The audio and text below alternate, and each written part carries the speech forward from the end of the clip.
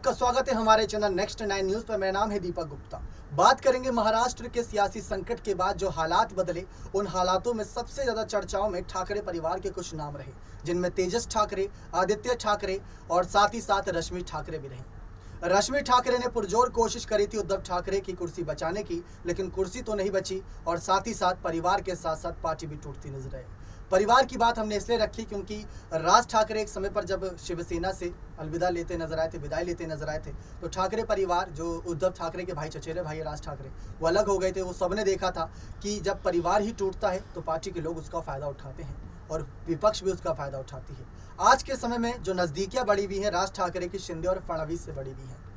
उद्धव ठाकरे जो उनके चचेरे भाई हैं, उनसे तो मुलाकात का दौर बहुत ही खत्म हो चुका है। तबीयत खराब थी, गणेश उत्सव था, लेकिन इस बीच कोई भी मुलाकात की खबरें नहीं सामने आई। उद्धव ने साफ कहा है कि मरने के लिए तैयार है, लेकिन किसी के समर्थन में नहीं जाएंगे और असली शिव सैनिक उन्होंने संजय राउत को बताया था। लेकिन इन सब के बीच चर्चा करना चाहेंगे रश्मि ठाकरे की फ़ोन कॉल की। रश्मि ठाकरे लगातार फ़ोन कॉल कर रही थी और बागी विधायकों को कि वो वापस आ जाएं, लेकिन किसी ने एक नहीं सुनी। यहाँ तक कि रश्मि ठाकरे ने बागी विधायकों की पत्नी को फ़ोन कॉल की थी। बागी विधायकों के घर के बाहर पत्थरबाजी हुई थी।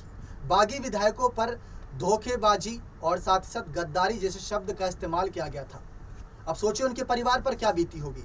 लेकिन रश्मि ठाकरे ने सबसे विनती सिफारिश की थी कि आप अपने अपने पतियों को वापस बुला लीजिए और हम बैठकर फैसला करते हैं कि क्या होना है महाराष्ट्र में। जो फैसला होगा आपके और हमारे पक्ष में ही होगा। ये जब चर्चाएं उठी तो ये चर्चाएं थमने का नाम नहीं ली। रश्मि ठाकरे इन सब के बीच सबसे ज़्यादा सुर्खियों में थी। लेकिन रश्मि ठाकरे की अब स्थिति देखिए महाराष्ट्र के सियासी संकट के बाद, तो बीएमसी चुनाव में उनकी बहुत बड़ी भूमिकाएं रहेंगी। क्योंकि एक तरफ अगर शरद पवार की पार्टी में सांसद सुप्रिया सुले हो सकती हैं, तो क्या ठाकरे परिवार की बहू आगे बढ़ चढ़कर हिस्सा राजनीति में कदम नहीं ले सकती, भाग नहीं ले सकती? ये बात अब्दुल सत्तार ने भी कही थी, जो इस समय बागी विधायकों के साथ जुड़े हुए। उन्होंने कहा था कि रश्मि ठाकरे को भी आगे होना चाहिए। जब उद्धव ठाकरे बीमार चल रहे थे, 3-3 महीने के लिए वो नहीं आते थे अपने बैठकों में, तो ये बात कही गई थी कि मुख्यमंत्री तो रश्मि ठाकरे को बना देना चाहिए। ये सारी बातें कही गई थी। नाराज थे विधायक, लेकिन उनकी नाराजगी नहीं समझी गई, उनके जो विचार थे वो नहीं समझे गए। अब सभी यही कह रहे हैं कि असली विचारों पर बाला साहब ठाकरे के शिंदे चले और उनके साथ बागी विधायक चले हैं। लेकिन देखना यही दिलचस्प है कि रश्मि ठाकरे का आगे क्या फैसला होता है। उनकी फ़ोन कॉल तो यहाँ पर काम नहीं आई थी। अब कुछ रैलियों में शिरकत करी थी, अभी यहाँ पर कुछ हफ्तों पहले खबर सामने आई थी।